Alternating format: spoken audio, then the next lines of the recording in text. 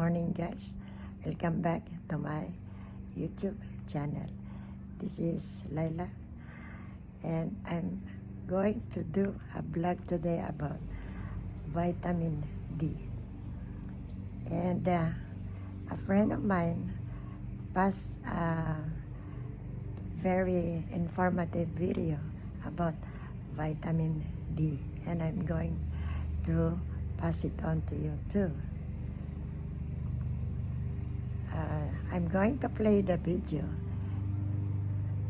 It's by Dr. Eric Berg, a well-known doctor. I hope you can learn a lot from this video.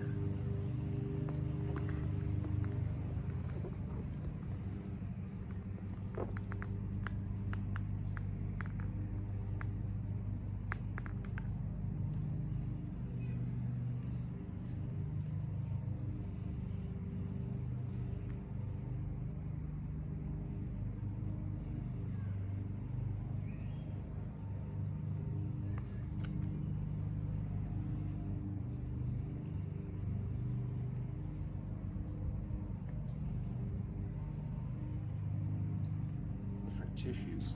Typically, when we think about vitamin D, we think about bone, maybe the immune system, but actually, you're going to be quite. I think you're going to be quite blown. I think you're going to be quite blown away. I'm going to play the video now. I think you're going to be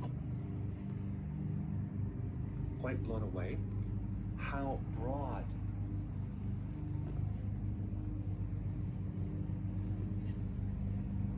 I think you're going to be quite blown away. How broad vitamin D affects the different organs, the different tissues. Typically, when we think about vitamin D, we think about bone, maybe the immune system, but actually you're going to be quite surprised on the different areas that vitamin D affects. It's actually quite fascinating. Now, vitamin D receptors are in almost every single cell, if not every single cell of your entire body. And because vitamin D is a fat-soluble vitamin, it penetrates the membrane and goes right to the center of the cell, the nucleus. Okay, so it has huge effects over that cell. And in reality, though, vitamin D is not really a vitamin, it's a hormone. And it's been extensively studied. Just PubMed, just doing a real quick search in PubMed, there's over 64,000 studies or reviews on vitamin D. So there's a lot of people that looked at this vitamin extensively, right? And I think it's the most important fat-soluble vitamin of any of the other vitamins. In fact, 3 to 4% of our genome is influenced by vitamin D. What's a genome? Genomes are all the genes in your body, which are all tightly packaged. If we took your genes and unraveled them and extended them in a long series of like a string, it would go from here to the moon and back. So we have a lot of genes. And 3 to 4% of those genes are influenced by vitamin D. So check this out. I'm going to go through all the different tissues and body parts and tell you a little bit about how vitamin D influences these parts of your body. Let's start with the brain. If you're deficient in vitamin D, you're not going to sleep at night. Vitamin D helps the circadian rhythm. It helps the sleep centers in your brain. And that center is called the suprachiasmatic nucleus. Not that you need to know that, but it's kind of a cool word. So whether you have sleep apnea, or you just have insomnia, or you get up in the middle of the night because you have high cortisol, like at 2 o'clock, vitamin D can greatly help you. And I would recommend taking vitamin D before bed. Vitamin D majorly influences the cognitive part of your brain, like the part of the brain that helps you remember things and that helps you concentrate. I mean, in Alzheimer's, Parkinson's, dementia, there's always a vitamin D deficiency. And then we have your mood. Your mood is greatly influenced by vitamin D. Think about in the winter what happens. You have seasonal affective disorder. You have depression. Why? Because you don't get the sun, you don't get the vitamin D, and then you get depressed. You get the blues. You're sad. I mean, think about how important vitamin D must be to your body if you can convert sun through your skin and make your own vitamin D from the cholesterol lining in your tissue. I mean, you don't need to eat anything to get vitamin D. You just need to expose your skin to sun. So if you have anxiety or you're especially depressed, you you need to take more vitamin D, and it will definitely raise your mood. And it can also help your memory as well. All right, now what about hair? If you're deficient in vitamin D, your hair is going to be very dry. It's going to be brittle. You're not going to be able to produce the numbers of hair because the growth of hair is dependent on vitamin D. You may have early graying. You may experience hair loss during stress, that's a certain condition, or hair loss during menopause, or you may develop an autoimmune disease, alopecia, and that can cause these patches of your hair to fall out. So if you can control the inflammation, you can control the disease. And vitamin D is probably one of the most potent anti-inflammatories, or natural anti-inflammatories. And then we have your scalp of your hair. If you're deficient in vitamin D, you'll be more predisposed to getting psoriasis and even eczema on your skin. And so now let's just talk about the skin in general. People that get acne are usually always low in vitamin D. It can decrease inflammation on your skin. It can help prevent vitiligo, where you have this whitening or a lack of pigment on your skin. People with vitiligo are always deficient in vitamin D. If you're low in vitamin D, your risk for getting skin cancer like melanoma goes dramatically up. All right, now what about the sinuses? Yes, the sinuses all have receptors for vitamin D in them, and if you're deficient in vitamin D, you can have a stuffy nose, you can have sinusitis, and the reason why the vitamin D is in the nose is to protect you against viruses that are coming in through the nasal passages. And so we need vitamin D for the immune system, which is the next thing I want to talk about. The thymus gland, which is right on top of the heart, is the training camp for your T cells. And as you age, your thymus gland shrinks, and so does your immune system. So the thymus gland desperately needs vitamin D to help virtually every part of your immune system. Every part of the immune system has vitamin D receptors. So you have the B cells, the T cells, you have both the innate immune system, which you're born with, as well as the acquired immune system that needs vitamin D as well. Vitamin D helps control the cytokine storm. It helps control certain autoimmune diseases developing. It helps control the self-attack, which is involved in autoimmune disorders. It's an immune modulator, so it helps buffer an overreactive immune system. That's why it's good for allergies as well. And it also helps keep viruses in check. It decreases the risk of getting viral infections. So as far as the immune system, vitamin D is the most important nutrient. Then we have the eyes, right? If you're susceptible to getting cataracts, vitamin D can help slow down that process. Vitamin D deficiencies are associated with macular degeneration, glaucoma, and especially dry eyes. Now, as far as the thyroid, which is located right on your neck right through here, about 2.5 inches wide, the most common thyroid condition is Hashimoto's. Like 90% of all hypothyroid type conditions is autoimmune. It's Hashimoto's. And like I said before, vitamin D is the best natural remedy for any autoimmune problem at all because it drops inflammation. And if you didn't have inflammation, when you had any type of autoimmune disease, your complications, the side effects would be very minimal because the side effects occur because of this autoimmune, your body's attacking itself. So Hashimoto's and Graves' disease, both autoimmune, one's a hypo, one's a hyper problem with the thyroid, can greatly benefit from vitamin D. All right, what about the teeth? Well, if you're deficient in vitamin D, you're not going to drive the calcium into the bone, and your teeth are bone made from calcium. And so we need vitamin D to regulate that calcium. And so if you're deficient in vitamin D as a little child, or even when you're a baby inside your mother and you're deficient in this vitamin D, unfortunately, you can develop all sorts of bone malformations later in life or even earlier in life as problems with the maxillary bone. So you have an overbite or an underbite, or you have you're going to need braces because your teeth are crooked, or you might have missing teeth. But it doesn't just affect your teeth, it affects the entire skeletal system. You're more susceptible to getting scoliosis, which is like an S-curve of your spine, or a hunchback, which is kyphosis, or an exaggerated low back curve, which is lordosis, or even flat feet, or bowed legs, which is rickets.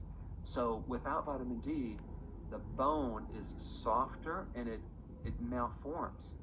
I mean, this can be devastating for a child, the way they look, their confidence, and then later in life, if they get surgery on their overbite or underbite, that's traumatic. I saw some videos recently on that, and I had a hard time watching these videos of literally cutting into your bone and removing your face and repositioning and screwing things back in to make sure that the face is now symmetrical and the bite is correct. And not to mention wearing braces for years. So all of this can be majorly prevented if that mother gets enough vitamin D early on when she's pregnant, if she's breastfeeding. And so hopefully that child is getting enough vitamin D and other nutrients when they're developing. But I had this interesting story with a patient. He was a medical doctor, and he came in not by his own accord, but his wife pretty much forced him to come in because his symptom was hot flashes. And his wife got relief from hot flashes coming in to see me when I was in practice. So her husband had hot flashes, and he came in and to get help. Now, he was a medical doctor, and what he did is delivered babies. And so I asked him about prenatals. I said, now, do you recommend like a whole food prenatal or what? Because he said there is no difference between synthetic and natural. They're both the same. And I said, oh, okay, so where did you learn that? He said, well, in school, this is what they taught us. I said, is it possible that that information is not true? Is it possible that's false information? He started looking at it, and he goes, well, I don't think they would teach us any false information.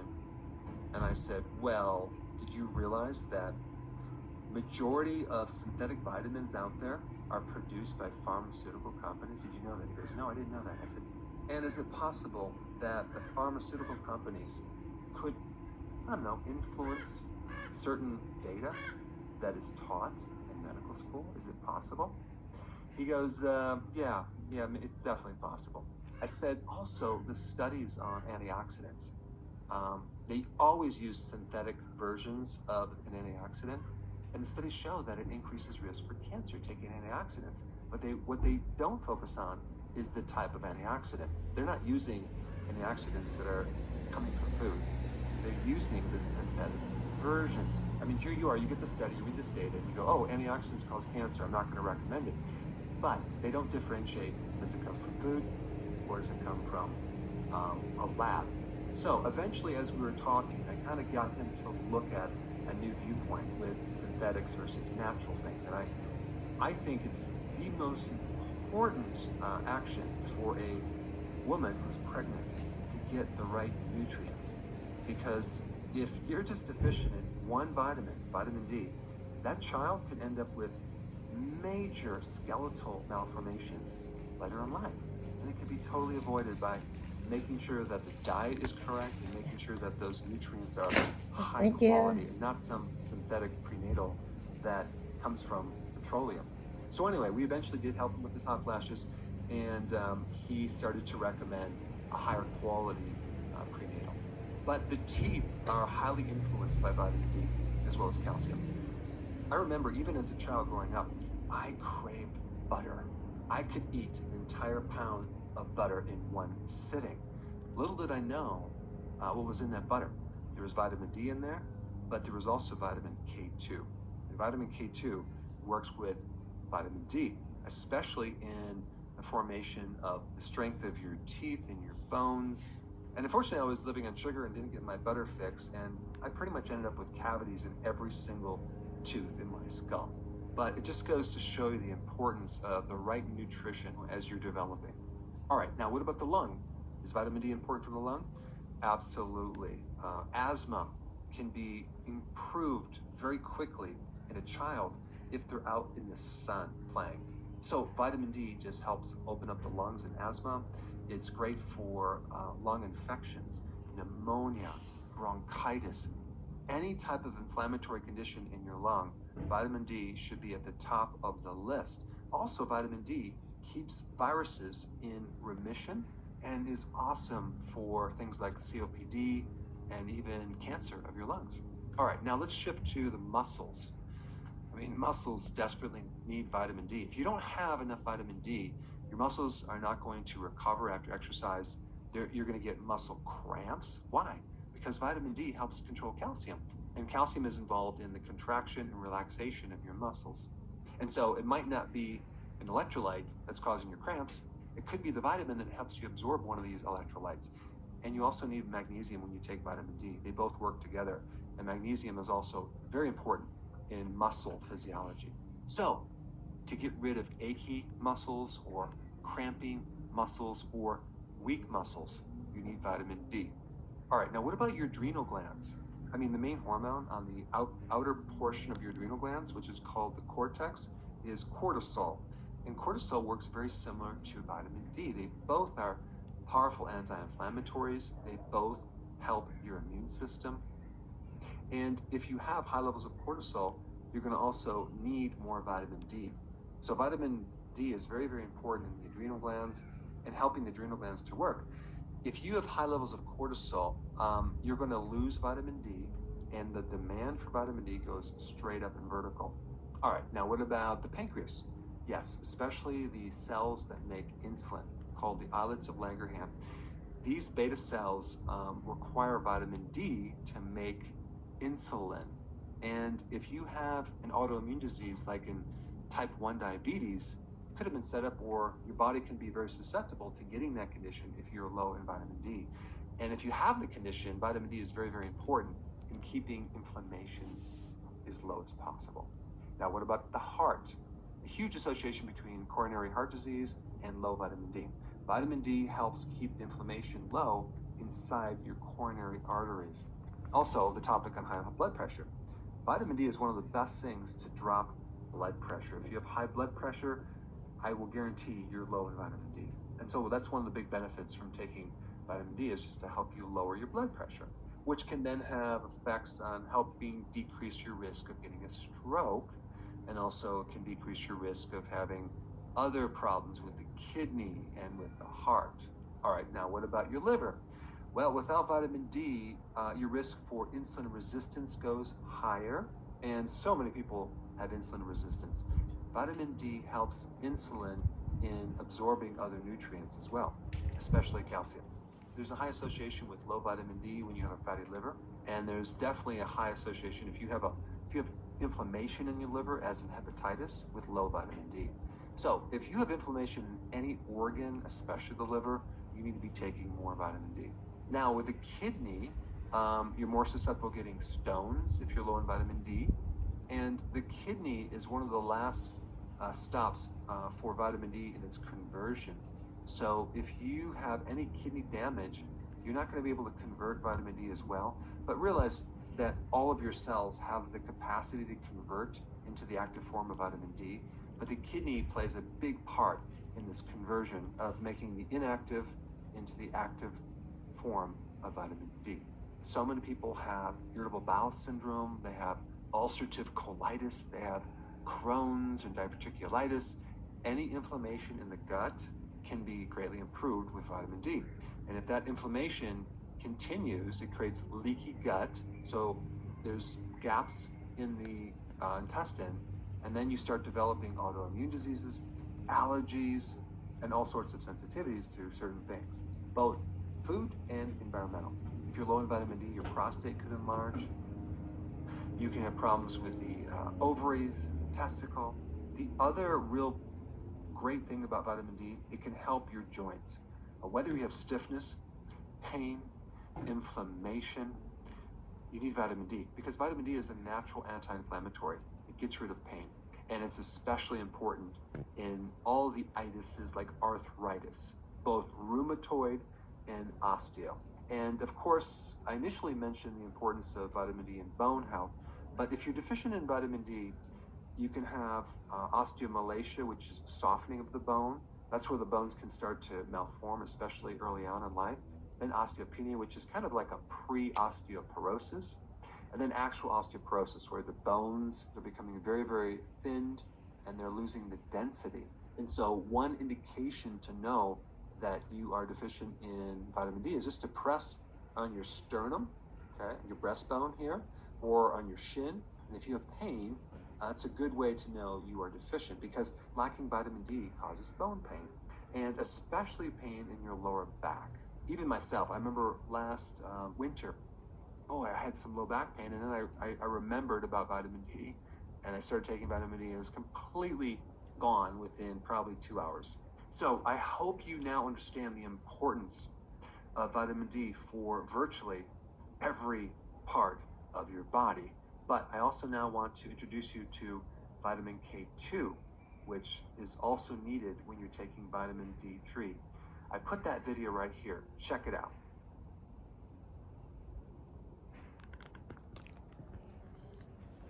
Thank you, folks, for listening to this informative video. Life gives you stress. Make some calm.